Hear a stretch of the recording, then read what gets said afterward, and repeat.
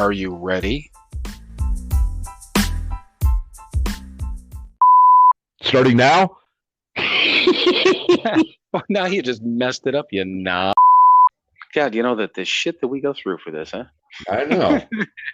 Fuckers better appreciate it. When we started, we were just like, yeah, we're just going to do this, man. You know, shoot our wad into the wind and see what happens. What's the title of this podcast again? I don't know. I don't know. Something with a penis, I guess. Right. Our fucking faces are everywhere now.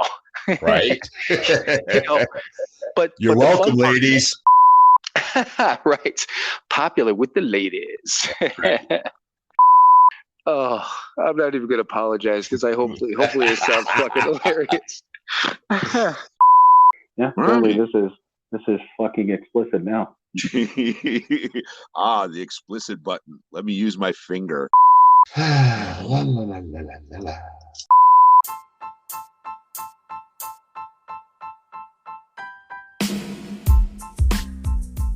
It is time for another episode of Sober, Not Mature.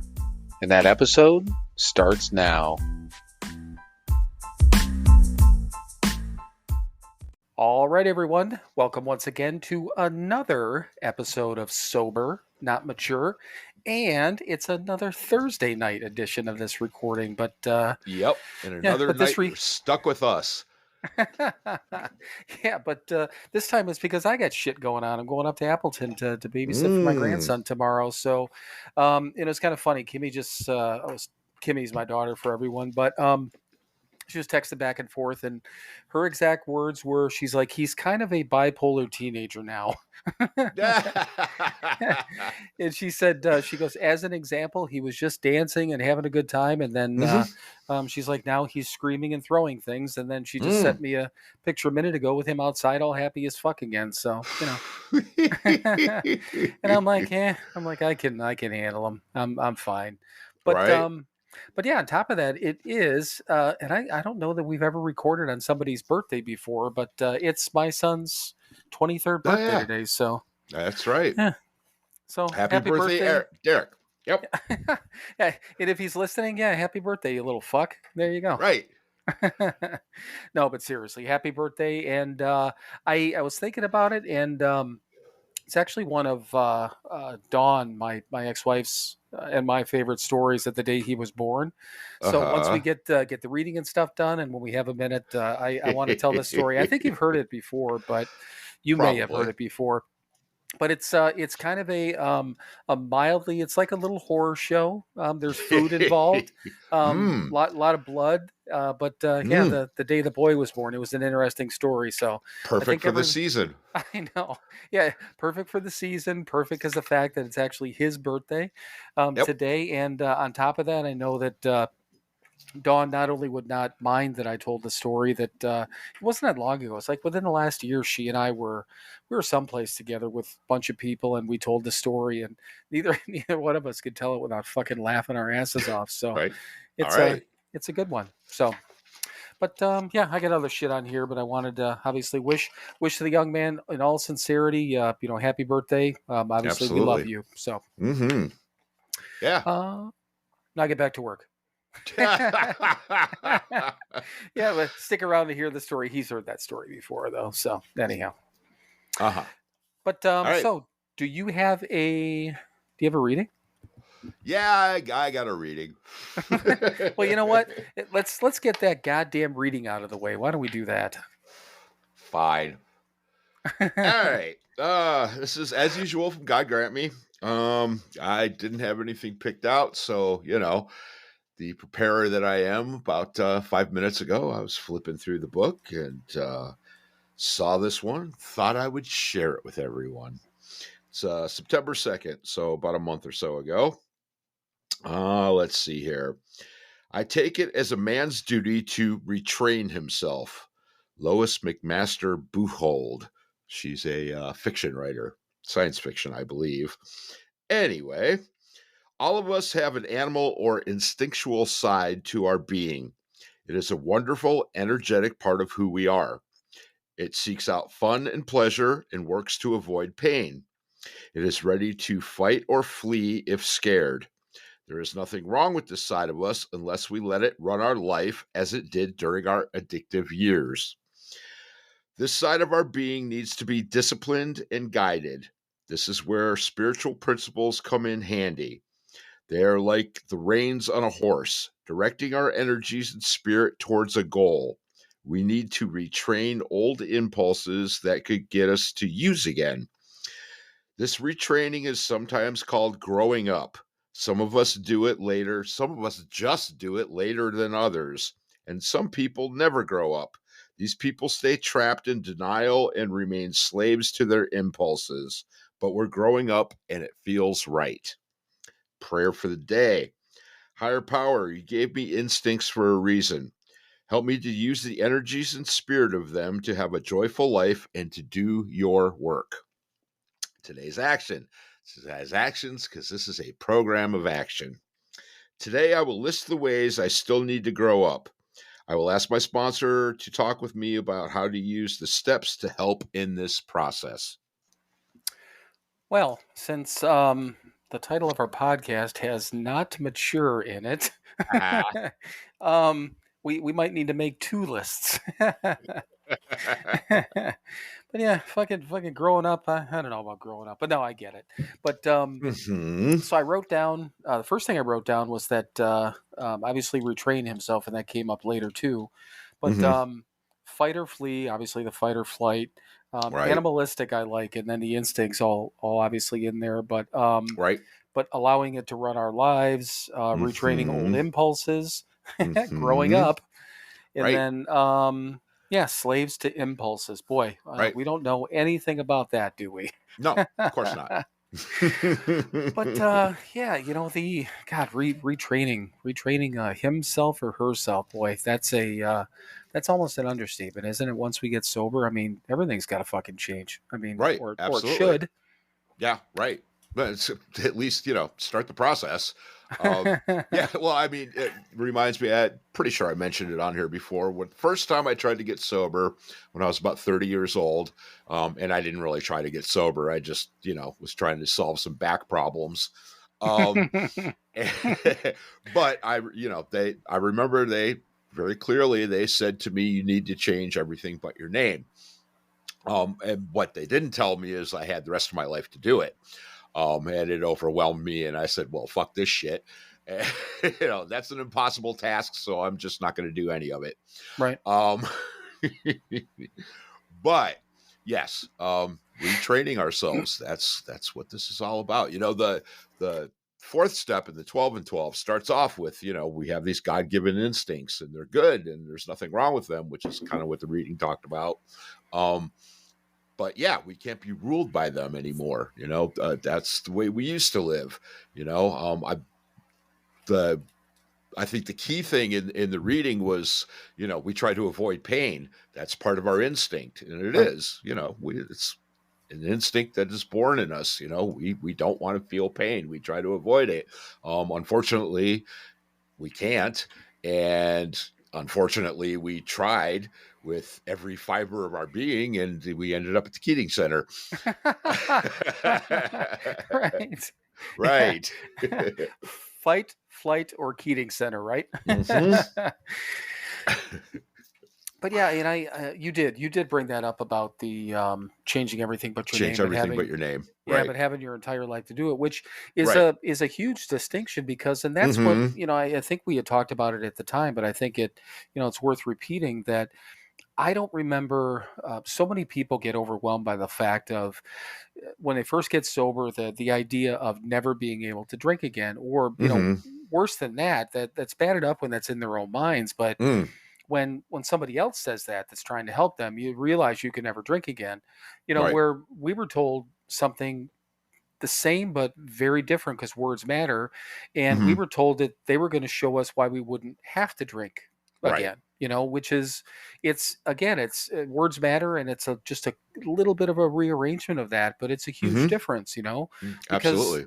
in that somebody is actually giving us, and I hate to say it, but probably giving us a little bit of our power back, Mm-hmm. knowing that we're going to have the basically they're going to teach us, give us the tools so that we won't have to. It's not that, nobody's telling us we can't. We're going to show you why you're not going to need to, which Right. is powerful, huge. Mm-hmm. Right. And one of the nice things that we were taught early on as well, it was just don't drink today. Right. Right. Tomorrow. But today, right now, don't do it, and then 10 seconds from now, it's right now and don't do it then. And then 10 seconds after that, it's right now and don't do it then. And before you know it, you have 13 and a half years. Right. Well, Yeah. and that's the whole thing with being a slave to your impulses too. Like you Mm-hmm. said that, and I think it's important on both sides. It's not just the impulse to, to feel better. It's the impulse not Right. to feel bad. Like you said Right. that, and that's a great instinct. I mean, nobody wants to feel pain, but Sure. you can't try to cover. Well, you can. Sure. You Yes, you should can. not try to cover it up with substances, Right. and realizing the fact it's like step 10 last week, when we're Mm-hmm. wrong, we know we're going to be wrong, and Mm-hmm. you're going to deal with a certain amount of pain or frustration Right. or loss, anger, anything in your life, these emotions. You just got to learn how to, number one, face them, deal with them, and work through them, Exactly. without a Yeah. substance. Yeah, exactly. Right. And and like the reading said, that's what the spiritual principles come in, to guide us so that we're not just thinking about, ourselves and our pain and our instincts and our impulses to, I want to do this because it makes me feel good. I want to do this because I'm going to run away to avoid things. I'm going to, no, this principles shit. I have to be honest. I have to be caring. I have to be unselfish, all that good stuff, loving. Right. Well, Dolly always said it best. It's one of my favorite quotes from, the drunks that we hang out with. She said, we're no longer emotionally driven, we're spiritually driven, which is just a beautiful way to say, fuck your feelings. They don't matter anymore. Right. Yeah. Right. And I've never, God, I'm trying to even think. I might have, quite honestly, I don't know that I've actually met Dolly. You I know who have. she is. Right. And I know I've come across her probably and seen her. I see her all over Facebook. I mean, so Right. I know who she is. I just don't Sure. know that I've actually physically not physically, formally met her, but I don't know. I mean, Formally, maybe not. Physically, definitely, because she used to always work the little booth there at Dr. Bob's house on Founders oh Day. shit. Okay. Okay. Yeah. Yeah. Yeah. Yeah. All right. Because she sponsored a bunch of our friends. Right. Yeah. Okay. Yeah, and that's right. Yeah, I mean, by all means, I would have seen her there, but yeah, I mean, because she's been a sponsor to, I mean, God, Yeah. a ton. I Right. mean, it's kind of like Foxy Don that for a while there, it's like everyone Mhm. it seemed to be sponsoring everyone, or Right. at some point, at least the young boys, right? Exactly. but but no, I mean, just the whole thing with, I mean, the whole reading was good, but I mean, the whole thing about, again, letting things run our lives and returning Mhm. impulses, and the growing up part, as much as we fuck around, I mean, Mm. clearly we've grown, obviously in the last 13 and almost 13 and a half years, and Right. grown out of old behaviors, and certainly Mhm. retrained those impulses, because that's the biggest, I think the biggest one is, and that could be on any level. It could be an impulse to drink or use. It could be an impulse to, tell somebody to fuck off, or Mhm. or an impulse to, either do something or not do something, I Right. suppose, Absolutely. Oh yeah. Well, not to avoid things. I mean, that was a huge one for me. I avoided all kinds of shit that I shouldn't have been avoiding. And I don't now. It's like, fuck, I got to do this. And then I do Right. it and it's done. And then, it's never as bad as I think it's going to be. Because Right. again, my thoughts and my feelings and, are pretty fucking stupid. And I shouldn't, and it comes down to, it goes back to the first step, that one that we have to do perfectly. The second part of it, our lives are unmanageable. I say it all the time. My life is still unmanageable. I don't manage my own life. These principles and this program and all this shit guides my life. That's what manages my life, not me, because none of this shit is me. It's not my Right. natural, it's not my instinct. My instinct is to lie. My instinct is to run away. My instinct, that's not, but that didn't work out very well for me. So I allow these things to manage my life, and it's working out pretty good so far. Right. It just made me think of something when I said that we've grown up and stuff like that over these Mm, years. And because of course, I mean, both of us have met people in sobriety and like non sober people, mhm. that didn't, even grow up with us in this whole thing. And Sure. it clicked in my head, and I can think of one person in particular. I think my friend Sarah had said it at one point, and then somebody else at one other point, where you start telling people about your past and your stories Hmm. and stuff like that, and they're like, man, I can't picture you acting like that, and I'm like, Right. good. Thank you. That's, I mean, that's like one of the biggest compliments that I could Hmm. ever get from even Right. somebody that didn't know me. Somebody that knew me, it's a different story, because you can Sure. see, it's easy to remember, like, oh yeah, that guy was Hmm. he was this way and he was that way. Now he's not. But when Right. you tell these stories and they look at you and they're like, that was you. Hmm. And it's a huge compliment. But it's things like that. We talk about this shit all the time. Is that's part of the makes me think a part of the I got this thing, or oh yeah, I'm all Mm. better now, and that sort of thing, which I mean, clearly we're not. Right. Compliments like that are fucking wonderful, and I Hmm. love it, but I can't sit back on it. It's just like, well, it's not me, man. It's like you just said, none of this is me. Right. Yeah. And it's true. It's not right. It's yeah, but it's also a testament to, again, it's not us. It's the program, and it's working this stuff to make ourselves better, but again, not my natural state, not what I would do, not my decision. My decision is to avoid and to lie and to cheat and to steal and to and to get fucked up. Right. Yep. Well, and I remember, and I think we've talked about this briefly, but there were times I know in early-ish sobriety, and I'll even say in the first couple years, when I know that I did it on a number of occasions. I'd lie about something I didn't need to, or that was Right. the first thing Mm, something pops out. I'm like, why the fuck did I even say that? I'm like, I right. wasn't doing that. I Mm, was doing this type of thing. And I remember one time I was coming home from I think I was coming home from work, and we were going to go to a meeting, and I don't know, it hit traffic or something. So I'm on more city streets, and I'm like, man, I gotta fucking go to the bathroom. So it was one of those things where we were on like this tight schedule to have to, because you remember how it was. I mean, when sure. we both get home from work, you left before me and got back earlier than me, but Hmm. still, there was this process to get home and get changed and get to a meeting Sure. on time. Right. And I come running in the door, and I mean, I think the first thing out of my mouth was like, "Oh, there's a ton of fucking traffic." And then I'm like, you know what? I'm like, I stopped to take a shit. And you're like, I don't care. I'm like, I know, but I'm like, why did I lie about that? I mean, why did Hmm. I just? It was traffic to the first part of it was. It's always Sure. fucking traffic, but you know, why did I have to lie? Because I had to go use the restroom. Right. Well, It's just because it's, that's the old behaviors. That's the default mechanism, is to say it's not your fault. I had nothing right, to do with it. The right. problem, whatever that problem is, I've got nothing. It wasn't me. Well, and Right. there was But again, then you caught yourself and went, no, no, it was me. right. Again, great example of it's not, it's not anything bad. It was a natural process, man. Literally, literally. But right, yeah. So but again, our default mode is to go, it wasn't me, it wasn't my fault, it was all these other circumstances around me that fuck shit up. Right. And but yeah, now our default mechanism for the most part is no, it's me, it's my fault, everything's my fault. Even if it's not, it's still my fault because I had a part in it somewhere. If I Right. dig deep enough, I will find it. And yeah, and God, it's liberating. It Oh, it really is. is.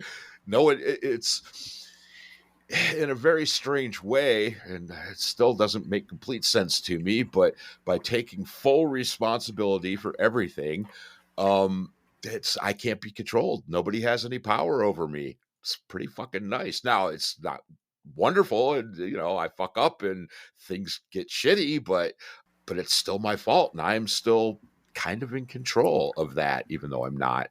Right. See, I can delude myself all over the place.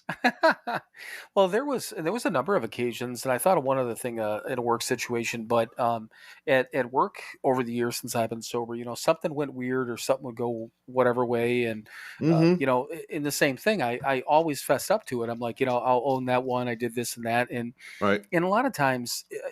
Two things. It was never intentional. I wasn't trying to fuck things up or make a mistake, Right. but things happen, right? Yeah. But on top of that too, and I remember having managers or things like that look at me kind of like, like a dog that just heard a weird sound. Like, why would you admit that?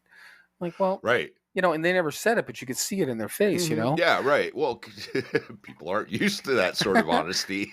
right? And it was just easier for me to own it and Mm. to try to fix it, than try to cover it up. Because believe me, in my head, I just had a full fucking schematic in my head about Oh, how I could oh hide yeah, it.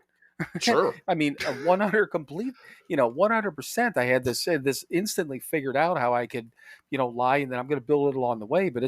this is gonna be a fucking whopper, Yep. and it's over some minor thing where it's liberating. That's a great way to Yeah. put it. Great way Yeah. to put it.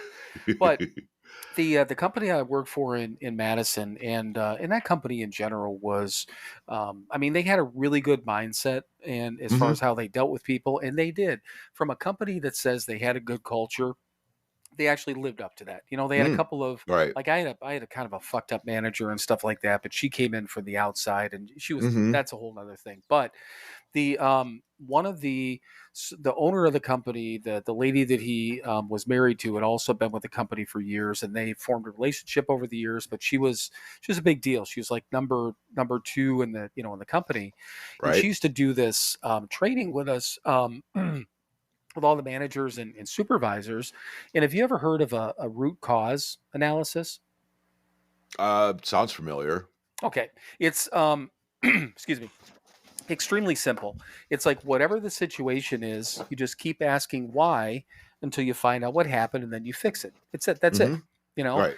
But the key there is that, regardless of where you end up with, where they used to kind of liken it to a chain, where you find that kink or that break in the chain. Hmm. Wherever you find that break, whoever was quote unquote responsible for it's not going to get in trouble. Let's just fix it. Right. Rather than putting a band-aid on it, let's just figure out, just go backwards.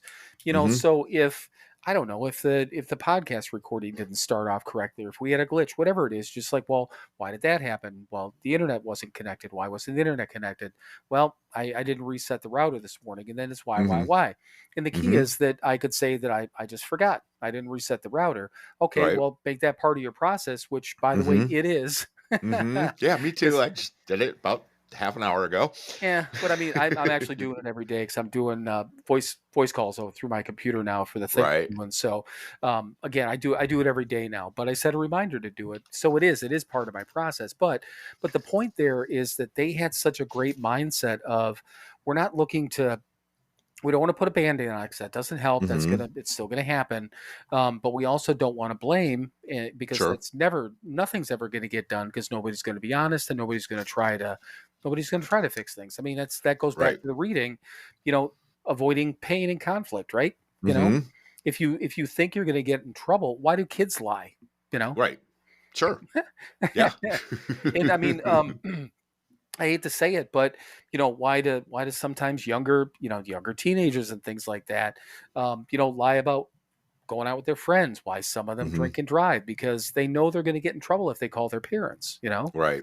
And which is a shame, because the whole point with that is that you're trying to keep these kids safe, not punish them Hmm. for doing the right thing. Granted, kids are underage drinking, I get it, but if you know what's going Hmm. to happen, let's Right. let's work on how to keep them safe, right? Right. Exactly. But yeah, so I mean, that was kind of a lot about nothing, but it just made me think about that, fixing problems and owning up to it. And they Hmm. just had a great way of doing that. And it was tough sometimes, because you hated if you were actually the one, that could have been part of the failed process. But Hmm. you weren't going to get in trouble. You just got to fix it, and Right. not do it Mhm. again the next time. But the first Right. time I went through something like that, I was new to the company, so I was pretty sure I wasn't going to be part of any like huge problems. But Mm-hmm.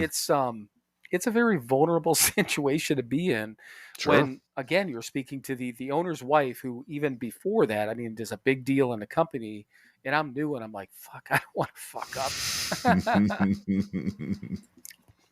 But they gave us the again that freedom to to be honest. So it was kind of cool. Very cool. Yeah. But what else? What else on the reading? I liked it. Yeah, me too. Me too. Yeah, so yeah, bottom line, uh find something bigger than yourself to help you run your life. Cause yeah, our instincts are fine for what they are, but don't let them run your life because it Right. doesn't work out very well. Yeah. I agree. I agree. Mhm. So let's just mention and I've been posted it on Instagram, but I just want to mention the Hazelden donation page that we're doing again, Mhm. just so everyone knows. And we have been posting it on Instagram pretty much daily. I've been doing it just to get it out there. Right. But we did partner with Hazelden, the Hazelden Betty Ford Foundation. We have a donation page set up on our website, which is SoberNotMature.com. If you Mhm. go there, hit the menu item, you'll see Hazelden Betty Ford Foundation. Click on that. Those donations, once again, we have nothing to do with them. They don't sit with Right. us at all. It's a click through directly to a page which anyone will see, and that money goes directly to the Hazelden Betty Ford Foundation. If Mhm. you're on Instagram and you go to our page, I have a link set up for it. It's in our highlights. You can click right through, goes directly to the page, so you're good to go there. But the whole point is, and I know I think you probably put it best last week about the fact that they help a lot of people, and it's a way for us to help them give back, right? Or help Right. us give back, or Exactly. everyone. And it's a very simple way for anyone to be a part of something bigger than themselves. Right. Sorry about that. That's all I right. have I have like this. No, I have like this little, almost like a little like allergy tickle in my throat. So Mm. I muted for a minute, so I wasn't like clearing my throat in front of everyone. I thought you were going to talk Ah. longer than that, so I timed it incorrectly. So sorry. All right. Nah, no worries, man. I just wanted to make sure we didn't lose you. No. Oh yeah. No. Here. Wait. Here. Let's example of a lie. It must have been an internet problem. Sure. There you are. For once, no. It wasn't. I just clear my throat so my voice doesn't go. Let me clear my throat. But yeah. So anyhow, if you feel the need or want to get back to a basically a global organization that helps Mm-hmm. a ton of people, Right. feel free to do that. Then there's It's a also a simple way link. to do it. Yeah. Yep. And There's a, as little as much as you want. right. Yeah, and seriously, I guess I should. I don't even think we talked about that last week. It Hmm. doesn't have to be if somebody wants to donate, everyone's like, "Oh, I didn't give enough here." No, Mm. anything and everything helps. So, Yep. perfect. Absolutely. Yeah. All right. I believe. Okay, so you want to hear you know what? Let's wait till after I got one other thing we could talk about before we take a Okay. break, and then I'll tell the The whole Derek birthday story. story. Yeah. So, all right, so this is and I don't think this is going to go on too long because we've beaten this bitch's dead horse for a long time. But All right. the individual about wanting to take away the word alcoholic, what it seems, Mm. and I'm kind of figuring out what her deal is, and I'm not. Mm-hmm. I had this inkling. I'm like, this time when we talk about it, I'm wondering, should we mention who it is and this and that. I'm like, part of it was, I don't know. Part of it was like, it'd be fun just to fuck around with somebody, right? Mm-hmm. But I did a little bit of research, and there is somebody that we are actually partnered with that has also done some reviews and stuff with them. So I'm not Okay. going to shit where we eat. So I'm not going to All say who it right. is. Nice. And And yeah, it doesn't really matter. I know, but you know what I mean. You know what I mean. I don't need to cross that stuff. But the whole point is, Sure. so there's an individual, and I'll say this again. This individual, I know for a fact, helps a lot of people. I can't take away Mm-hmm. from that part of it. The thing that I don't like is it seems like now every probably 6 months, maybe every 4 months, there's a Mm-hmm. post that goes out about, hey, let's change or get rid of the word alcoholic. Uh-huh. Mike and I have talked about this time and time again, and it's crazy to me how much it bothers me, but I just Mm, don't understand why somebody wants to take away the word. It's utter stupidity, you know. yeah. Um, now it's all over the place. I'm listening to other podcasts now. Mm-hmm. We ended up through the coaching side of things, that collaborative. We had somebody from a pharmaceutical company that we did a webinar with, and everyone's using the term alcohol use disorder. Fine. Mm-hmm. I don't give a shit. I'm not going to use it, because Right. that's not what I have. I mean, Oh, I heard. God, where the hell did I hear this the other day? Yeah, the opioid use disorder. oh, okay. Fucking junkies. Right. Right. Of which I am one, so I can use that word. Thank Right. you. And the thing of it is that I have no problem with people softening things and adding things and Mm, stuff like that. I don't personally, I don't have an issue with it. Okay, but right. if you want to add your own word to call things, that's fine, but don't Mm-hmm. take away the main word. Because Right. there are literally millions, Mm-hmm. and that's not an exaggeration, millions and millions of people in this world that go to Alcoholics Anonymous or go to a 12-step program and Right. identify as alcoholics. And you Right. know what? We're allowed to do that. Mm-hmm. Um, if somebody wants to say that I have an alcohol use disorder, I don't give a fuck. Somebody wants to call themselves, I'm a gray area drinker, perfect. At least you're in here, to your point, as you always say, trying Mm-hmm. to make your little corner of the world a better place. Right. Wonderful. you Mm-hmm. know Call yourself a green monster that doesn't drink anymore. I don't give a fuck. Yeah. It just blows my mind, and she gets these comments all the time, says, yeah, it's about time for a change, and I'm just like, Mm. why? you know just Right. use a different word. If you don't Yeah. like the word, you don't have to call yourself an alcoholic. Just don't Yeah. take it away. Right. Yeah. Don't take away my right to call myself an alcoholic Right. because that's what I am. Right. Yeah. And what did you say? Oh, the toss pot. That's right. I'm a toss pot. That was fucking great. Great, just an Yep. absolute great thing. But yeah, the thing of it is, and I would say first of all, I know all of our friends in Cleveland would, at a minimum, identify and openly say they're alcoholics. We Mm-hmm. know that, and most of them would not have any issue whatsoever saying drug addict, junkie, whatever it is. Mm-hmm. But Crackhead. yeah, but then again, that's what we are, and Right. what we choose to call ourselves. Mm-hmm. And I guess the other thing that just popped into my head. So years ago was always the joke that garbage men being called sanitation engineers. It Uh, doesn't matter what the fuck you call yourself, you're still picking up garbage, and there's nothing wrong with right. that. Mm-hmm. First of all, they make a fucking hell of a lot of money, you know Right. so they earn a great living, and if they enjoy Mm-hmm. doing it and that's their deal, fuck them. I mean, I don't care what they Yep. want to call themselves. Sanitation Exactly. engineer or a garbage man, I don't care. Right. And basically I'm a garbage can. I just fill myself up with garbage. Right, right. Or I almost got into cum dumpster, but I'm not going to get into that one. Somebody wants to. Wow. If somebody chooses to call themselves that, who are we to Right. say? Yeah, exactly. But no, just the more I thought about it, and just I don't know, she irritates me, but Mm-hmm. again, I know she helps people. I get it. It just did. I read, it was kind of funny. I popped into an article or something or whatever. There, I got a rabbit hole into some reviews and stuff like that. And there was people that were saying, they're just like, she gets a little weird. If you listen to her audiobooks and things like that, it's Mm. people are like, yeah, she's just, I don't know, she goes a little over the top, and she keeps trying to draw you into this or that or the other thing.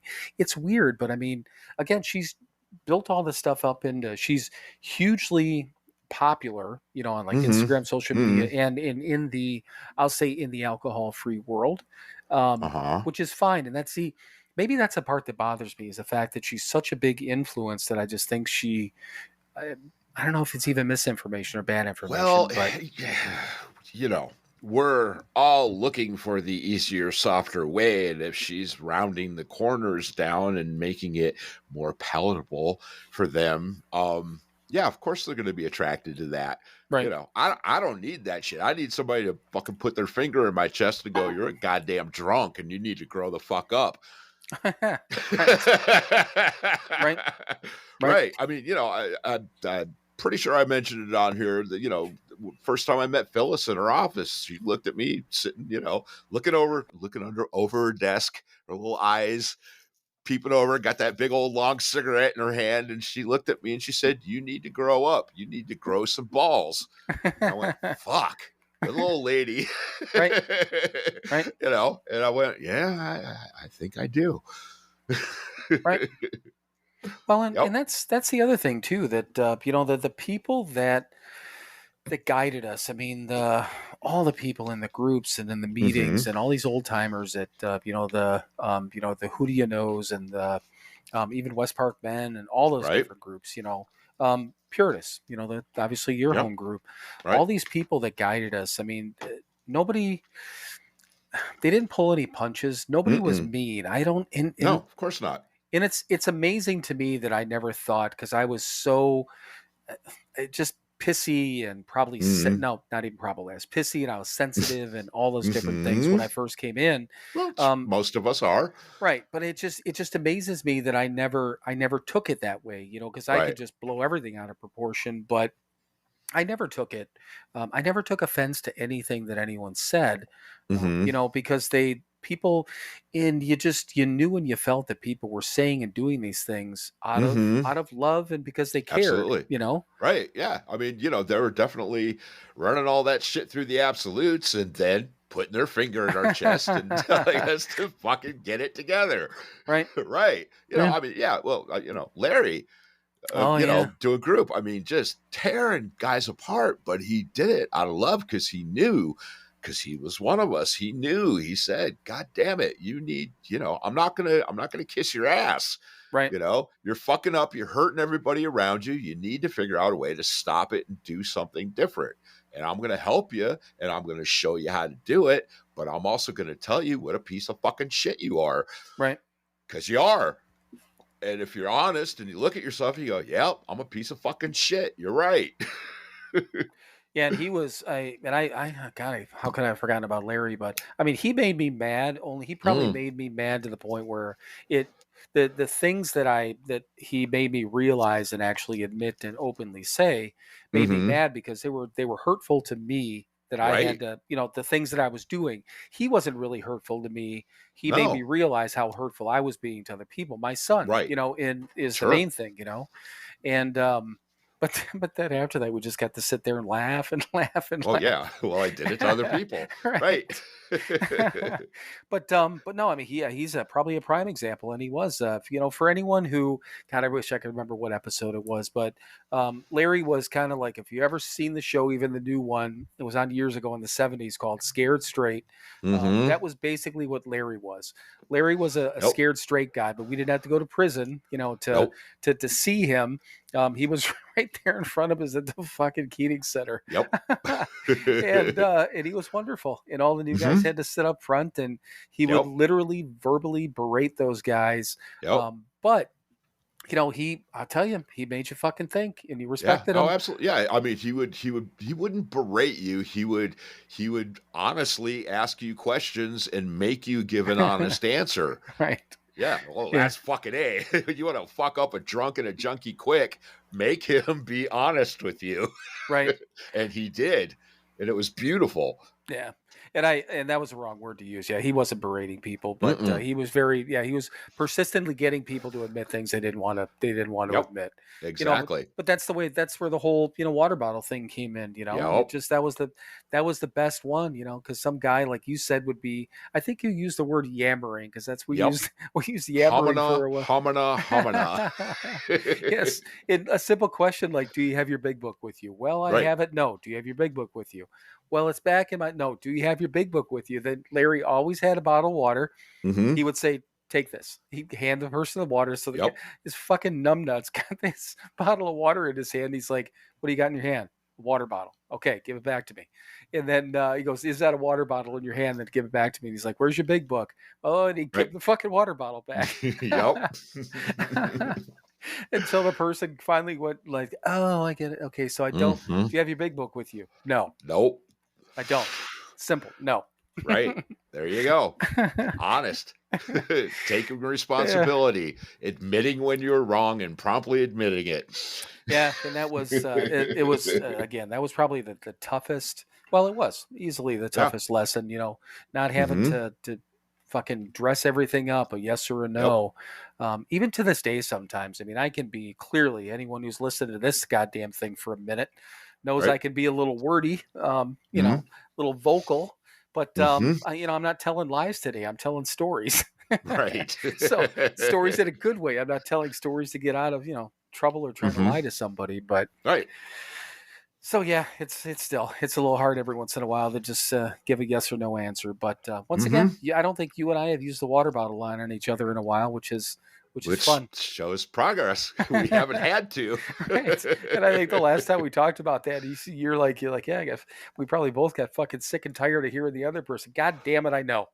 Right, exactly. Well, retraining ourselves. We helped each other to retrain ourselves. Yeah, It's a that's beautiful exactly. thing. Speaking of the reading. All Yep. right. So what do you think on the Yep. retraining? Shall we? Yeah, we shall. All right. Well, we're going to come back with more retraining and water bottles right after this word from our sponsor.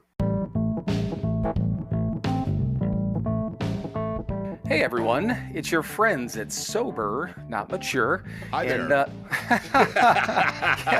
yes, it's both of your friends this time. Hi Mike, how are you? I'm well. How are you, Bill? I am doing well, but we do have a purpose. We actually usually talk about our one website, but we actually have two websites now. So we Two? wanted two websites in one.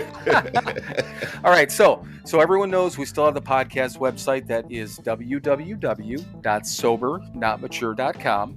And we just launched the store website, so we also have that. Do you know what the website address is on that one, Mike? Of course I don't.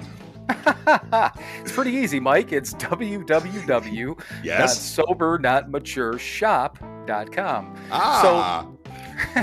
But from the podcast website, you can still hit the store link and get into the web store, or you can Right. access it from our Instagram page through the highlights. We've been posting quite a bit about it, and we'll continue to do that. But do you know what's on the second website, Mike? Well, there's a store. There are products that you can purchase for you and your loved ones. Well, Mike, do we still have merchandise? We have merchandise. Well, we got T-shirts and coffee mugs and all kinds of crap. And one of the coolest parts, we also do have all the recovery books from Hazelden, which is kind of a big deal. That is at a least, big deal. at least for us. So all the books that we read, God Grant Me, 24 Hours, the Big Book, the 12 and 12, all of those books are available for sale on our website. And They once are. again, that store website is www.sober. Try to help, man. I know you are. You're not helping though. Okay, now I gotta say www.SoberNotMatureShop.com. .com. .com. Visit that today, or visit the podcast website, which is again, the podcast website. So www.SoberNotMature.com. did you just say sober but not mature? Yeah, sure. Write that down. Yeah, like fucking mush mouth or something. All right, everyone, you've suffered enough with this, and we'll get back to what we were talking about previously. So visit the websites, though. All right, everyone, welcome back. Retraining and water bottles, and Sure. and birth stories. Birth stories, yes. And blood and food. Yeah, blood and food. So, yeah, why don't we pop into this again? It's obviously you guys are listening from the start. It's my son's birthday. He's 23 years old today, and surprisingly enough, and I was thinking about this morning. As much of 23 years ago, I was still I had a problem with alcohol. There's no doubt. Uh-huh. Clearly not as bad as I was at the end, but I had a problem. Sure. I was an alcoholic at that time. Whether I want to think I was controlled or not, it is what it is. But beside all of that, I was there for my son's birth. I went to all the doctor's appointments. I'm proud of that because I was able to be involved in that, even with my daughter. I mean, it's cool, obviously cool process, So we're getting close, and her due date, I think Dawn's due date, she might have been past due date. I can't remember now. I think she might have been a week or so past. And her doctor was one of those ones that pretty much very, very against inducing. He was just like, happens naturally. We're going to let it go that way, and that's it, you Right. know. And she was getting, she was getting so fucking big and uncomfortable. Mm-hmm. It was funny, you know. So we go in for this doctor's appointment. It's like 3 o'clock in the afternoon, and he goes in, does his little exam, and he's like, he comes back out, and he's like, he goes, okay, so we are going to have to induce. And she's like, what? And I'm like, huh? Um, he's like, well, here's the thing. He goes, you've got too much amniotic fluid. So too much or too little, it's a problem, you know? Right. So he's like, we got to deal with this. So he knows Dawn's parents. He gave birth to Alec, my stepson. So he knows the whole family and all that stuff. So he's like, can your parents, you know, watch Alec? Can you take care of your stuff and, you know, get up to the hospital by 6? So we did that. And they do the whole thing, you know, we're packed up and we're set for the whole night or how long this thing is going to take. And they do the whole Pitocin drip and whatever else they're going to do and blah, blah, blah. So we're there all night and nothing. I mean, she's not dilating, nothing's happening. It's just this whole process through the entire night. So we get up in the morning and, you know, she's still fine. You know, she's not in any pain, no problems. That she's like, why don't you just go home and take a shower and, you know, get cleaned up if you want. I said, are you sure? And she's like, yeah. So I run home, I take a shower, I come back. And she said, have you eaten yet? I'm like, no. And she's, what? Go get something to eat. Everything's fine. They just checked Mm-hmm. me over. Everything's cool. So I'm at the hospital, and you think hospital food is going to be shitty-ish, you know, but I go down and surprisingly enough, this is the same hospital I went to for detox. So Community Memorial Hospital in Menominee Falls is where my son was born All right. and where I detoxed. But anyhow, so I go down and they make me up this sandwich. I get this turkey sandwich and it's, you know, turkey sandwich on wheat bread. It's lettuce, tomato. It's fucking nice. You know, I'm like, Mm. this looks like you just go out for a nice sandwich at a restaurant, right? So I got my bag of chips and my soda and I walk back up. So I'm walking into the room, and as I'm walking in, the nurse almost kind of like runs me over, and I'm like, "Is everything okay?" And she's like, "Oh, she's, you know, getting close. You know, she's almost fully dilated." I'm like, "Wow, you know, I was gone 15, 20 minutes at the most, you know." Sure. Right. So I walk into the room. I'm like, "Are you okay?" She's like, "Yeah." She goes, "I'm fine." She goes, "They just went to, you know, grab Dr. D, and you know, he's coming back in." And um, so I'm like, "Okay." And she's like, "You can eat." I'm like, "Oh, okay." So um kind of stand up counter, right? You know, like on the wall. So Uh-huh. the bed is behind me. So my back is to her in the bed. I see the doctor come in and I'm sure probably gave him a whole, you know, head nod type of thing. I'm still not thinking anything of it. Mm-hmm. Probably took a bite of my chips, or, you know, or a bite of my sandwich and a couple of chips. And all of a sudden I hear Mm-hmm. the splash. And I'm like, for anyone who's never been in a delivery room, Surf's up. yeah, the doctor came in and broke her water on his own. Okay. Uh-huh. Right. So I'm like, well, okay, I guess I'm done eating. So the quick pause here. I always tell my son that he fucking ruined my nice lunch. That's the Mm-hmm. first thing I tell him. But seriously, from that instant, she was in like immediate pain. You know, which happens. You know, Mm-hmm. once that whole protective thing is not there. Um, Right. Yeah, well, he starts sliding down. Right. yeah, yeah. So she went from like little 0 to 100 from a pain level like Uh-huh. immediately. So and he was born, I mean, literally within like no more than 45 minutes. I mean, it was Hmm. quick. Yeah. And is that doctor, whatever, blah, blah, blah. And I mean, she's freaking out and she's got my hand like pushed against her forehead. I'm like, you're going to bruise your forehead. She's like, I don't fucking care. So, because that's, she didn't have any of the epidurals or anything like that. So she's Uh-huh. taking it, man. Um, so all said and done, you know, I'm kind of peeking around. She's like, okay, baby's about to come out. So I peek around and I see that there's a penis. And that's what I said. I'm like, there's a penis. And she literally, she throws her arms up. She's like, woohoo, we're done. So the second pause here is that she already had a son. I had my daughter, Mm-hmm. and she was cool. You know, if we had, I thought it'd be nice to carry on the name, whatever. It wouldn't have mattered, boy, girl, Mm-hmm. whatever. But that would have been Sure. cool. She was fine with a boy because she was kind of like of that mindset. If we have a boy, you know, then she's like, I'm cool with being done having kids. I'm like, fine, not a problem. So that's why she's like, woohoo, we're done. You know, so Right. clean him up and do all that stuff. And I'm not shitting you, man. There's fucking blood like fucking everywhere. And I mean, it did. It looked like some fucking slasher film, and she's doing fine and everything like that. The nurse is cleaning up all this different stuff, and so we're out. She's got the baby, holding the baby, and all that stuff. And then I think she actually had some blood on her face. So that I Mm. mean, cleaning everything up, and then everything's all cleaned up. The doctor's out of room, hanging out and do whatever. And I look, and on the wall, no shit, on the wall behind the bed, so behind her head, there's Uh-huh. fucking blood on the wall. Mm. And I get the nurse, and I'm like, you missed a spot over there. She's like, how did that get there? We're like, you're asking us? I have no idea. Right. I'm like, You're the professional. I'm like, I was here the entire goddamn time. I don't remember blood spraying everywhere, but man, it fucking did. But he was obviously healthy and all those sort of Mhm. things. And it was so funny because I went home that night because I think she stayed overnight one night. So Dawn's just like, just go home, get some sleep, whatever. I'm fine. Obviously we'll pick me up in the morning. We're heading out. Huh.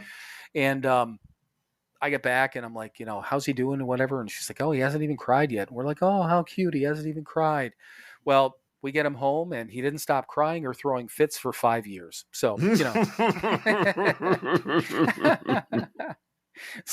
so he saved it up. He saved it up until we got home. Right. But no, that's what I was thinking about today when, like I mentioned when Kimmy was talking about my grandson. I'm like, I can't tell you how much he reminds me of Derek when he was that age. And that's what Mhm. Derek did. He'd be in the best mood and then he'd just throw a fit. Be in the best mood and then throw a fit. But now, I mean, if anyone, well, I mean, he's one of the most laid back and, Yeah, I was gonna say, yeah, he got all that out in the first 5 years. yeah, Yeah. it's crazy, but the only thing, like I've mentioned before, is that as he was growing up, literally from, and I'm serious. I mean, from he grew out of that whole kind of like tantrum stage at like 4 or 5, Mhm. but yeah, he would just freak out. It was crazy. But the problem though after that was a lot of times he would like really hold those emotions in, Uh-huh. so if he was upset or something bad happened, somebody passed away, and Dawn and I got to the point where, especially even after we split, she's just like, I have to poke him on this stuff. I have to keep poking him to get him to open up, or he just holds all this shit inside. So it was like that thing. So I mean, he doesn't have any issues with it, but that's what he did when he was younger. He just kind of held it all in. Right. But yeah, but just 100% different from when he was, like at 2 years old or something like that. He's a fucking freak. Yeah. But yeah, it was just is again funniest thing in the world. After all said and done, the fucking blood on the back wall, it was crazy. But yeah, so he came into this world like a fucking bat out of hell, and yeah, now he's a good young man, I would say, and Yes, he is. happen to be kind of proud of Yep. him. So I know. Yeah. but, And Jesus, I can't believe he's 23 already. I know. Wasn't Well, he just like this little kid yesterday? yeah. Well, and that's the thing. I mean, he was 9 years old when we got Yeah. sober. Mm-hmm. So that would have been in April. So I mean, nine, and obviously turned 10. Coming up at this time. Obviously Right. 13 years ago. But and I'm super proud of the fact that there's. I mean, you and I talk about this all the time, that, time matters and all those different things and huge Mm-hmm. accomplishments. And we really don't, you look at the years and like, God damn, it's a lot of time. And then again, it's not compared to others. But Mm-hmm. what really always kind of gets things in place for me is knowing that, I mean, I've been sober for more than, half his life. Right. And then you talk about, your granddaughter with Lydia. Mm-hmm. I mean, she's never known you as a raging fucking alcoholic. Nope. And Nope. all things willing, whatever things are willing out there, that my grandson will never have to see me drink. Uh-huh. So it's cool, because he doesn't really, he's got some recollection of me drinking, but Mm-hmm. from when Dawn and I split up when he was figure 5 until I Right. got sober, I wasn't supposed to be openly drinking around him, so he never saw me drink. Right. Wasn't mean that I wasn't, but Right. Exactly. which again, I'm not saying that I'm not laughing, because I'm not proud of that, that I I hit all know. that shit, but it is what it is, and Mm-hmm. but so really from the time he was like 5 or 6, I mean, he didn't necessarily see me, drinking, Right. but I know he's got some memories. He said he's got some Mm-hmm. memories here and there, but Sure. I don't know. It's the whole point of being able to put these kids in a whole different atmosphere, Mm-hmm. and I'm proud of the fact that Dawn and I get along so well. That Right. he gets to, well, both of our kids benefit from that, and Kimmy benefits from the fact that I get along with her mom. So Right. and same deal, with you and Sherry. Yep. It I don't know, when you think about all the, every once in a while, we sit back, we're like, all this fucking shit goes on in our lives, and we think about these simple things, right? Mm-hmm. And that's the point of the gratitude list. Those are the things that when I write a gratitude list, that I'm Uh-huh. grateful for. The Absolutely. the money and the jobs and whatever car I have or whatever I do, Mm-hmm. wherever I go. I mean, those are all, what do you say, byproducts, right? Yep. Yeah. Absolutely. Yeah. Well, they're all byproducts Yeah, of right. doing the next right thing. Right. Yep. But the things that matter are the all these other things, all these I don't know, the impressions that we leave on people. Mm-hmm. Oh, speaking of that, there was, and I just heard this on a, hang on, let me find it. Okay. I just heard this on a podcast either today or yesterday, and it said, things that you did for yourself die with you, but things that you did for others live on. Mm. Cool, huh?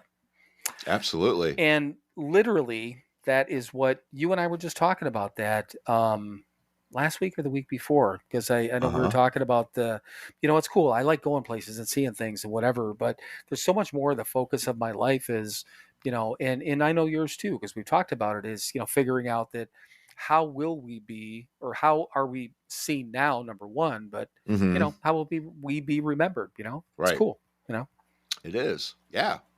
I mean, yeah, it's it's a little bit of an ego thing, but if we do it in the right way, yeah, it's beneficial to others, which is the important thing. right. Yes, I want to be remembered as a halfway decent person. Well, that means I have to act like a halfway decent person.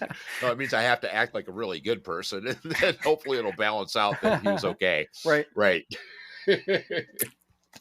Yeah, if you shoot for the, what do they say? Shoot for the moons, or moons. Shoot for the moon, you might end up somewhere in the stars, right? So shoot for like a really Yep. good person, you might end up, again, washing everything together and ending up Mm-hmm. being like, he wasn't Yeah, so bad. he he wasn't was so bad. he, He was he all was right. he was on the better half of good and bad. Yep. That's all I can hope for. Right.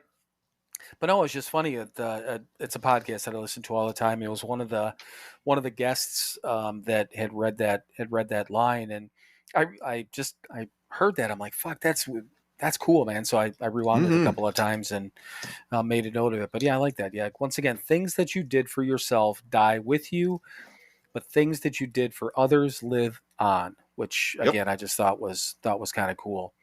Oh, and speaking of that, and I know that obviously, Mike, you and I had talked about this, but surprisingly enough, talk about time flying and shit like that. We're coming up on the 1 year anniversary of when our mom passed away, which Mm-hmm. was October 30th of last year. Right. And what we're gonna do, our friend Heidi from Cleveland is going to be on with us next week, Right. and we've got another guest on the week after that. But what we're going to do is the week leading up to our mom's anniversary, or the anniversary of her passing, is we're going to replay the clips that we did from the episode last year. So Hmm. we'll do those in the afternoon. I've got them all set aside. It was easy enough for me to find those. It's going to be the same clips that we had posted last year, but and then I think when it's you and I again that first weekend, or that first week in November, Mm-hmm. we can talk a little bit about, recap, whatever, if we feel like. But it's just an opportunity for us to do it. I'm not gonna post those in the morning. I'll post them in the afternoon. We're not gonna try to run over, obviously, our guests episode. And yeah, it's gonna be Mm-hmm. the other. No, it will be Heidi's episode that we're promoting that week. Either way. But I just wanted to let everyone know, if you want to listen to the episode, it's episode 37, and Mm-hmm. it's one that again, and talking about being proud of things in kind of a weird way. I'm really proud of that episode. Um, I think just from the standpoint that we did it, and we had that open conversation, and boy, I I think it probably, hopefully, helps somebody. But Mm-hmm. worst case scenario, I know for a fact that between that episode and the following one after we got back from the funeral, helped both of us a lot. And it's Absolutely. just shit that we needed to do for us, and we ended up just we recorded it. Yeah, right. And again, the retraining and being consistent, and because we did have the conversations like, are we going to record this week? And we both of us went, yeah, we Right. are. This is a thing that we have committed to do. We're going to do it. We don't know what the hell's going to happen, but we're going to do it. And hey, imagine that. It turned out pretty damn good. Right. Yeah.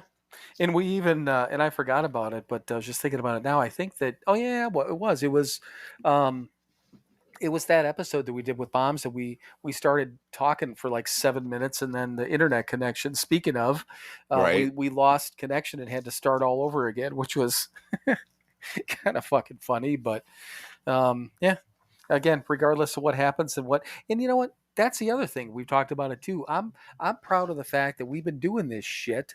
Mm-hmm. This is episode number 86, and Right. we haven't taken a break, haven't taken a Nope. fucking sabbatical, Nope. haven't taken time for ourselves because this is our time, Mr. Hand. That's right. Yeah. Having some food, watching Yeah. my kid get born. Right. Yeah. All you motherfuckers out there are just along for the ride because maybe that's part of it. This is our time. It is. But no, I mean it's in like you said. I mean, and we're recording tonight on a Thursday because I got shit going on. Right. No, not last week. Yeah, the week before was when you had Cinema Wasteland. We Right. recorded on a Wednesday one night, or one Mm-hmm. time when I was out of town. We did it on a Thursday because I was going to be busy, So Yeah. we just adjust our schedules to make Yeah. sure that this thing still happens, So, Absolutely. but yeah, and it just popped into my head. I may, because I got time, I may go ahead and just get the episode together tonight, and I might Mm. just release it tomorrow morning. Then I don't have to fuck with it on Saturday morning because tomorrow I'm going up to Appleton babysitting for the grandson, and then Saturday we're heading down to Germantown to have dinner lunch with the birthday boy and Katie. So, Ah, nice. but yeah, then I won't. Again, depending on if my grandson is being a bipolar teenager, I won't have to worry about putting. Because if I don't do it tonight, if I don't put the episode together and he's going crazy, I'll be up till some ungodly hour trying to put the episode together. So. Right. But Yeah. yeah, so Yeah. Might as we well. like it an extra day. I'm not going to step on anyone else's toes. It was just our episode last week anyhow. If we had a guest Right. last week, I wouldn't release on a Friday, but it's just us. Yeah, Fuck well, us. it's just us. We're not that important. No. And this last week's episode is is actually doing pretty well. I think we've got 85 or more plays already on it. So Yeah. we've Nice. had enough. So fuck it. I think we'll go on to Right. the next one. Moving right along. Exactly. So, let's see here. I don't even remember why I wrote this down, but Hmm. I'm just gonna, it's been so long. I've got these notes on here. I'm just gonna read it and let's see if we can make sense of it. Okay. Okay. I read, and everyone out there is going, "What the fuck are you guys doing?" Okay. We don't know. That's the whole point of this fucking thing. Here's the fun part is that literally I make these notes on my phone and I just print this sheet off every week. And some of these things, literally, if we have guests for a while, I mean, I've probably had some of these things on here for months, and I figured out that it's more fun sometimes just reading something and then try to figure out what the fuck I'm talking about. So I'm going to do that now. Okay. All right. Moderation and harm reduction. I know that neither one of us, or I know that neither one of those worked or would have worked for us necessarily, but maybe have an open conversation for those that might listen to us and be in those categories. So once again, I think we've touched on that with a couple of people that we've had on, moderation and harm reduction. I don't know a lot about, I get both of it. I get at least people trying to moderate. I mean, I couldn't fucking do it. I know you couldn't, but no.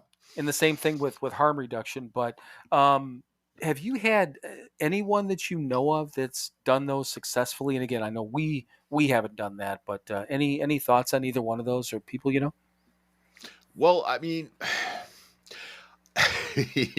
so bring us back to the term alcoholic and why I'm sure some people don't like it because they have to admit that it is not, neither one of those are options for real alcoholics. Right. Yeah, they're just not. We're incapable of that by definition. We're alcoholics and we cannot moderate and we cannot reduce our harm being done. Well, I mean, the program and everything, that's kind of the point, is reducing the harm. And, we're clearly not perfect and we still cause a little bit of harm occasionally. But then we try to fix it and all that good stuff. But yeah, just as a concept of moderation, clearly not, because if we could moderate, then we wouldn't need any of this shit on our own. Right. Yeah. Yeah. So if you can moderate, then you're probably not a fucking alcoholic. So don't worry about it. Everything go listen to something else, man. Right. Right. Yeah. Again, moderation is just not we're incapable of it. We cannot do that. That is the whole point of being an alcoholic. I can't slow down. I can't just have a couple. Just can't do it. That's the whole thing. I'm powerless. Go ahead. Did you ever try to moderate? And I don't know if I ever asked you that question. Did you try like consciously saying that I'm gonna ease things up, moderate, or anything like that? Yeah, I mean, but not really. I'd certainly say I was going to. Right. And yeah, I'm sure there were times, maybe in my 20s or something, where I would, I would try and be completely fucking miserable. Right. Right. Well, this sucks. And of course, spread that misery around. Well, if I'm going to be miserable, so is everyone around me. Because I'm not getting to do what I want to do to the fullest extent. Yeah, no, I mean, not in any sense of success with it. I'm sure there were times where I would, try to just drink a 6-pack of beer, but again, it wasn't enough. And so I would be miserable and take it out on everyone around me. So I think, and anyone that was around me, because if there was no one around me, why the hell would I try to moderate? And if there was someone around me and I was making them miserable, they'd just be like, fuck it, man, just do what you got to do, man. It's better. It's awful, but at least it's better than this. Right. Yeah. Whatever the fuck this is. Well, and that's the thing. I didn't remember if we actually ever talked about that, because I know that I never made a conscious decision to say that I'm gonna moderate, my drinking. Right. I knew that in my head, and I said it out loud to myself, that at some point I was going to have to, tame my evil ways, or whatever, however I put it. I knew I'd have to kind of, get things under control at some point. That's the most that I would, or furthest I went. But I did try to, figure out like if I was going to drink and go to work. Right. Like our buddy Rob, when he did the lead the one time, he goes, I worked until, he goes, one day I missed the mark, and and that's the thing, get buzzed up enough so you can get to a point to drink more and that sort of thing. And I tried that every once in a while, trying to get that, that is so many people now call it fucking, the pre-gaming type of thing. I just fucking drank before I went out, or drank before I did stuff, or, of course, so I would try to keep I called it pace myself, probably the same concept, sure. Pacing myself, yeah, but I never tried. But again, not the only reason is so you wouldn't get in trouble. Right. Yeah. Yeah. It wasn't for any good thing other than, again, those instincts trying to help you along. But yeah.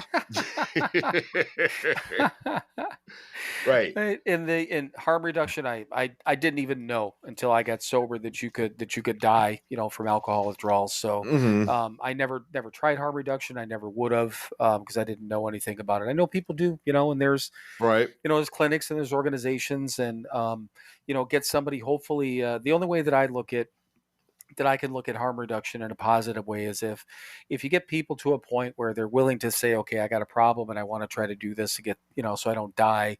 Mm-hmm. Hey, again, take your best shot. Hopefully a certain percentage of those people, will say this isn't fucking worth it. I'm going to try to get sober. Right. But I know people do, people operate under that. It would be a tough thing. I don't think that if somebody came to me and wanted me to like coach them on harm reduction, Mm-hmm. I wouldn't take it. I Right. would just tell them that I can't. I don't know. Two things. It's not something I did. It's not something I would be able to physically do. So Mm-hmm. I don't think I'd be the right person. There's people out there that could talk to you about harm reduction all day long. I'm not the guy. Sure. Like you said, Right. go listen to something else. Yep. but you never know. Maybe I know we have people on that listen to us that are normies. I mean, maybe we Right. have, some fucking closet drinkers out there. If we do, thank you for listening. Maybe some of this, Right. some of this shit will wear off, and you as we did, will get your head out of your ass and get some help. And Mm-hmm. if you do that, then great. But especially by listening to this fucking nonsense. Yeah. Good luck with all that. Yeah, really. But no, it was just one of those things that again, clearly that would have come off a podcast. Mm-hmm. But yeah, I just thought I saw those two words and I'm like, I wonder what the rest of the words are on there. So I just figured I'd read it off and see what it said. All right. Yeah. And I mean, with drugs, kind of more maybe just, try to wean yourself down so you don't get as sick. Yeah, but again, selfish shit and back problems and for other people. And yeah, no, if you're drinking, go find a doctor, Right. to get you off the shit. If you're on dope, just fucking quit and get sick for a week and then you'll be okay. You're not going to die. You're just going to feel like it. Right. Which seriously, I was 41 years old, when I got sober, and I 100% did not know that you could die from just going cold turkey with what Right. I was drinking, and as much as I Right. was drinking at the time. There's no fucking, if I would have lived, it would have been a fucking miracle, Right. because, stroke, obviously heart attack, bunch of shit shutting down, who knows what, Yep. choking on my own tongue. Yep. Oh yeah, seizures. Exactly. I mean, anything like that could happen, and I had no fucking idea. And again, that young girl that you knew, that unfortunately, perfect example of that. She tried to kick on her own from booze, and she ended up dying. So Yep. yeah, it's like Mike said. If you're thinking about that sort of thing, and you're boozing it up, then yeah, go see a doctor. It is not worth that chance. Yeah, it's not all. worth playing. Right. And both of us did. We both went to detox and did it medically and then got to fucking work. Right. Yeah.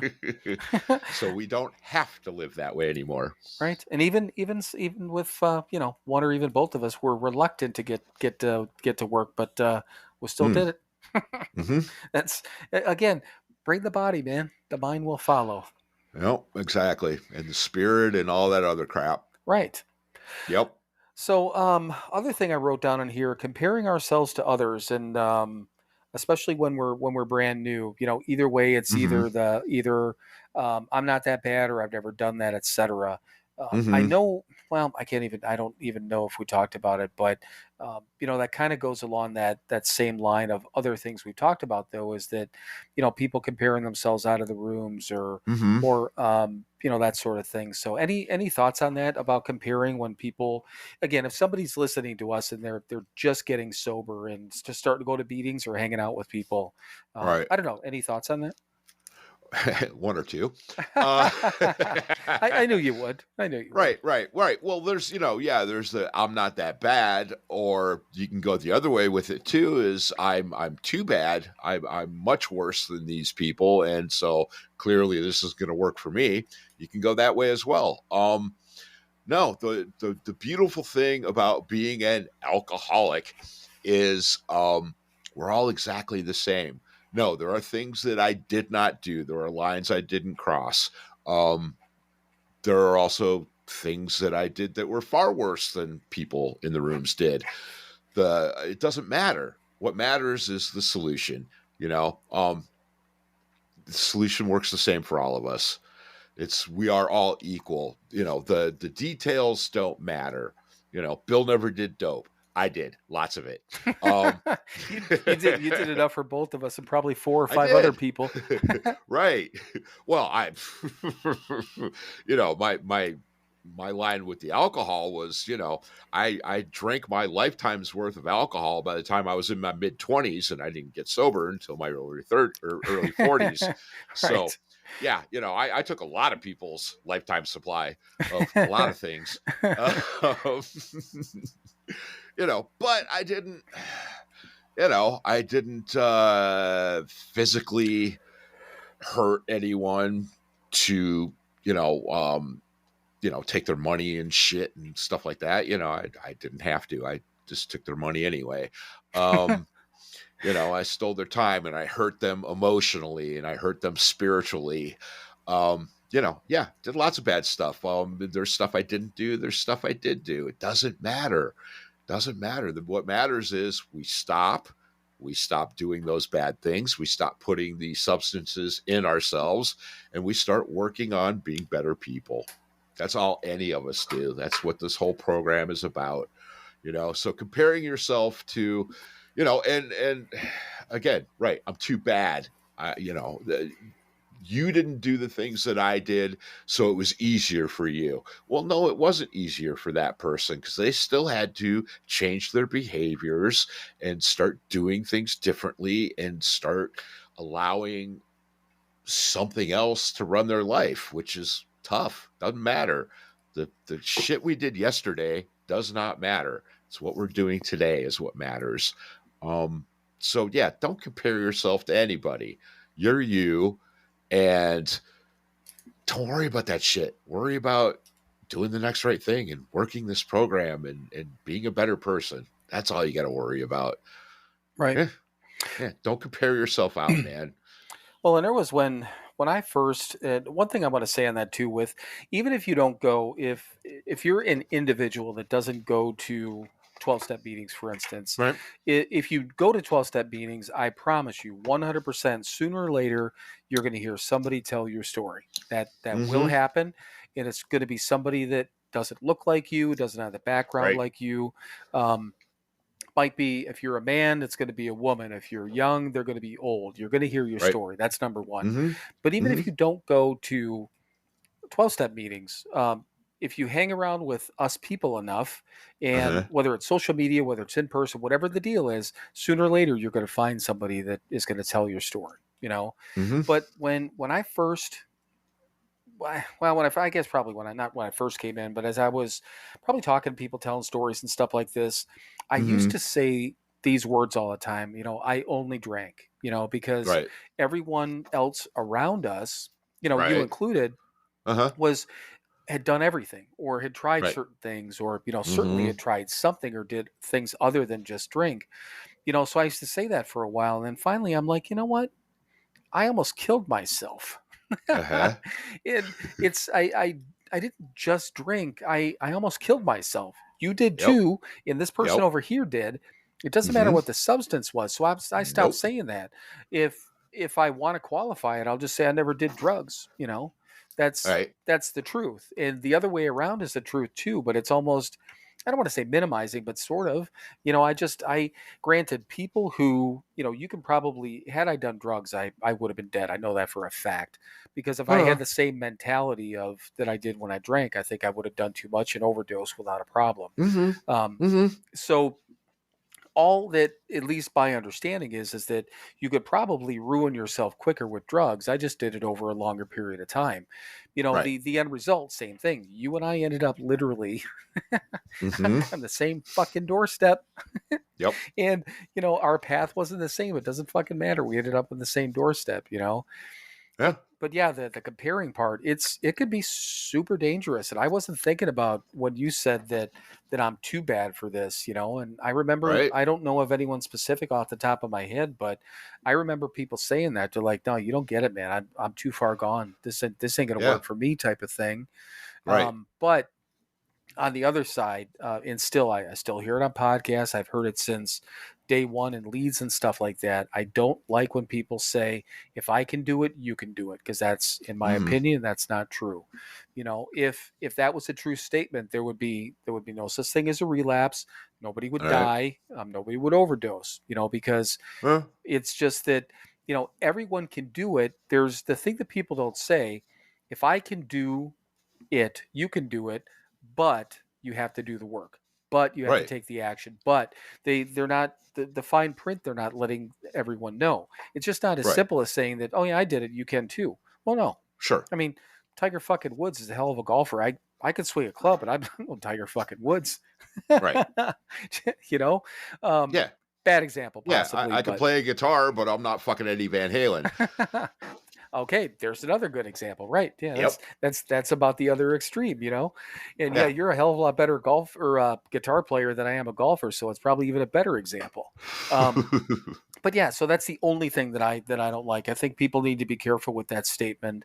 It's just that I like it better when, and like Marty used to say, that, the Keating Center has a 100% success rate if people do everything that we say, if people Yeah. follow this stuff. Alcoholics Anonymous also, has a 100% success rate if you do all the Hmm. things and you do all the work. You stick to it every goddamn day, Yeah. But Never have we seen a person fail who's thoroughly followed our path. right, yeah. Yep. And there was just again, on a podcast I had on in the background the other day where, and it made me uncomfortable again, because again, this guy started talking about the statistics. He's like, goes, "I was here and I started hearing all the statistics about how many people are fail and relapse." And it's, first of all, I got uncomfortable. I'm like, it doesn't, statistics don't fucking matter. Right. But yeah, I mean, statistics are only out there is because people aren't doing the fucking work. That's it. Exactly. I mean, Yeah. that's it. So, Hmm. but Right. anyhow, Yeah. But I mean, yeah, it does come down to, if I can do it, anybody can do it if they do it. right. Right. But you got to put that "if you do it" thing. Yeah. Right. Because it has to be done. Otherwise, no, of course it doesn't work. Well, let's Yeah. go back to our tried and true favorite cake recipe. Aha. If I can make a cake, anyone can make a cake. Well, no, that's Sure. not fucking true. Anyone Nope. can make a cake if they follow the directions. Yep. Anyone can make a fucking cake, and it may not look as pretty if you're not. I don't have patience to make things all nice, and I'm not artistic and everything Hmm. like that. But it's gonna look like a fucking cake. Might be a little bit off. Right. It's gonna be edible. It's not gonna kill you. It will taste like a cake. It will taste exactly like it should taste. It just may not be as pretty as someone else's. So yeah, it's like my son-in-law Brian. I mean, when he makes a meal, I mean, because he works in Hmm. a restaurant. He's a Right. chef in an Italian restaurant.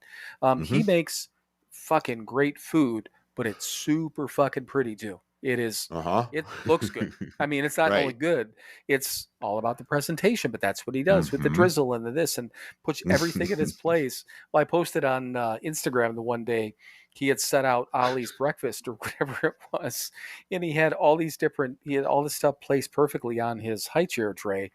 And like Hmm. Kimmy, I think, showed me the picture afterwards. It's just a fucking mess. But he he presented Ollie's breakfast to him very nicely. Hmm. It was great. Hmm.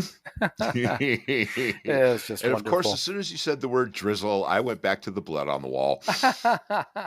Yeah, there was. It. You know what? And you might think, Dawn made a drizzle too. yeah. Oh, it was. And seriously, I exaggerate about some shit, but I swear to God, ask her the next time you see her. It was a fucking bloody mess. I seriously. And again, the thing that, well, you've been in a birthing room, right? Oh yeah. And Yeah, a couple times. yeah, so you get that the person is again laying on the bed, the knees Hmm. up, facing the other direction, Right. and there's a gown on, and the doctor's this and that. I, Hmm. I mean, I don't know. Was he? did I not see him? Was he picking up shit, just fucking throwing it at her? And Flinging stuff. yeah, like a monkey throwing shit. I mean, I don't know what was going on, but I mean, I think, like I said, I think there was stuff on her, like her forehead, and it was on the wall, you know. And I'm like, Wow. yeah, exactly. So yeah, back to that, Derek. That is, Happy birthday. yeah, happy birthday, happy birthday. Yeah, that's how you came into this world. But yeah, the world's our little corner of the world's a little bit better place because you're around. How's that? Exactly. Yeah, but I don't know. I think we're getting close. I probably got other things on here, but you know, this considering we have. And I just so you know, I touched base with Heidi earlier, and I said, you know, because I figured I'm going to be kind of busy over the next couple of days. I just shot her a text and said, "You're still good for next week, right?" And she's like, "Okay, now I'm nervous." Right off the bat, I'm like, "You're just having a fucking conversation," but yeah. So anyone who's listening, you have to listen next week. It's our really really good friend Heidi from Cleveland. She not only is a good shit, also has more time than us. She's the one with the what is it? I want to say it right. Orgasm strawberries and right. Life is not all strawberries and orgasms. There you go. I wanted to say it correctly because it's probably not. She probably stole that line too, but that's. I'm sure. Right. All our good stuff stolen. But right. Yeah, no. But she led at the Keating Center when we were maybe 6 months sober, somewhere around there. And, you know, it's a Thursday night meeting, so it's an open, but it's still 90% sausage party. And, yeah, you know, she's up there and we're all fucking new. And I don't even know if it might have been 4 months or 3 months. I don't know. But yeah, she threw that line out there and I went, fuck. I like her. Yeah. And now literally she's I call her one of our besties, right? Mm-hmm. But yeah, no, she's a good shit. She's got a great story, and she's been through some shit. Mm-hmm. But just a wonderful, wonderful human being. So we're going to be promoting her all throughout the week, and then obviously the following week when the episode comes out. But yeah, that's a tease for next week. But you absolutely don't want to miss that one. It's going to be a fun one. Yeah, it will be. But yeah, literally, she's like, I'm nervous. I'm like, it's just all you're doing. It's just having a conversation with some friends. Just us. Jesus Christ. I'm telling her to make sure she, I'm like, I'm going to send you the email, just the things with the, headset, whatever. She's like, so you're saying I need a headset. I'm like, grab a gaming headset for one of the kids or do whatever. I'm like, go to fucking Walmart, get an office headset. But yeah, I'm like, we audio and make it sound good. And she's like, oh, I want people to hear what I'm saying.